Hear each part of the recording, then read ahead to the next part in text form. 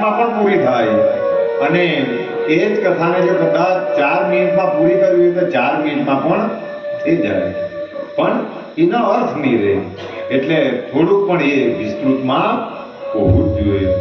ને તો તમે કથી લઈને કક્કા ખાલી બોલે આખા, એટલે તેમાં આખી કથાને વેદને બધું આવી જ જાય. કારણ કે આનાથી બહારના બીજા કોઈ શબ્દો જ નહીં આવે, પણ તે થોડું કામ લાગે. એ તો ગોઠવણું કરેલી એ શબ્દો રચનાને, અને એ બધી ભગવાનની ગોઠવણું છે. તો એ કથા થવા જઈ રહેલી છે. તો એ અહમદનગર જિલ્લાની અંદર શિરડી ગામ આવેલું છે, અને ત્યાં જે તે સમયે એક બાળ યુવાન એ લીમડાના ઝાડ નીચે પ્રગટ થયેલો, પણ એ દિવ્ય અને ભવ્ય બાળક હતો, અલૌકિક બાળક હતો કે તેને ખાલી એકવાર જોઈ એટલે પણ મોહ પમાડી જાય એવો એ દિવ્ય બાળક હતો.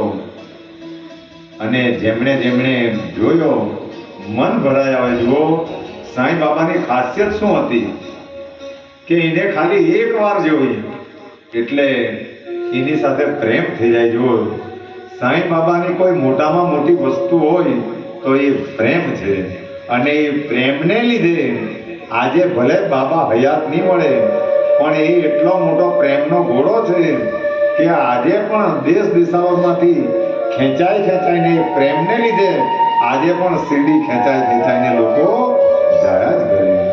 કારણ કે આજે હયાત નહીં મળે તે છતાં પણ એક જણને અહેસાસ થાય. દુનિયાના કોઈ પણ ખૂણામાં તમે એને ખાલી દિલથી યાદ કરી લે તો એ તમને ગમે તે રીતે મળી જાય. તો એવો બાળક, અને એ બાળકને પહેલા તો એનું સાંઈ નામ એ તો પછીથી આવડે, પણ ત્યાં એક વાઈજાબાઈ નામની માય હતી. એમ તો એ બાળક આખો દિવસ પરમાનંદની બ્રહ્મની સ્થિતિમાં ભગવાન સાથે એનો નાતો જોડાયેલો, એટલે હંમેશા પરમાનંદની સ્થિતિમાં એ બેસી રહેતો. અને શિરડીની અંદર બધા દયાળુ માણસો પણ હતા. એ માનો એક પાત્ર કે વાઈજા માય. જો આ સંસારની અંદર, આ દુનિયાની અંદર ભગવાન પણ જ્યારે પૃથ્વી પર આવ્યા તો પહેલા એને માયની જરૂર પડી. કારણ કે આ સંસારમાં માયનું સ્થાન એટલું ઊંચું છે. નહીં તો આ સંસારમાં માય નહીં હતી તો ભગવાન પણ આ પૃથ્વી પર નહીં આવી શકે. એટલા માટે આપણે શાસ્ત્રોએ પણ પહેલા શાસ્ત્રોમાં પણ જો કોઈ પહેલો શબ્દ લખેલો હોય તો એ માં છે.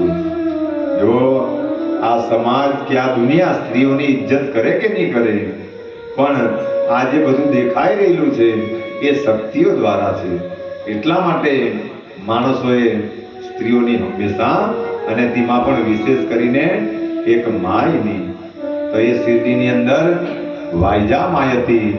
અને એ આ બાળક પર એને એટલું બધું વાલ ઉભરાયું કે કેટલા સરસ બાળક છે, કેટલો તરુણ અવસ્થામાં, એકદમ કોમળ અવસ્થામાં જ્યારે પ્રગટ થયા તો બીજા તો કદાચ એમની બહુ સેવા નહીં કરેલી, પણ એક વાઈજામાં એવું પાત્ર હતું કે આ બાળક જ્યાં સુધી ધ્યાનમાંથી ઉઠે નહીં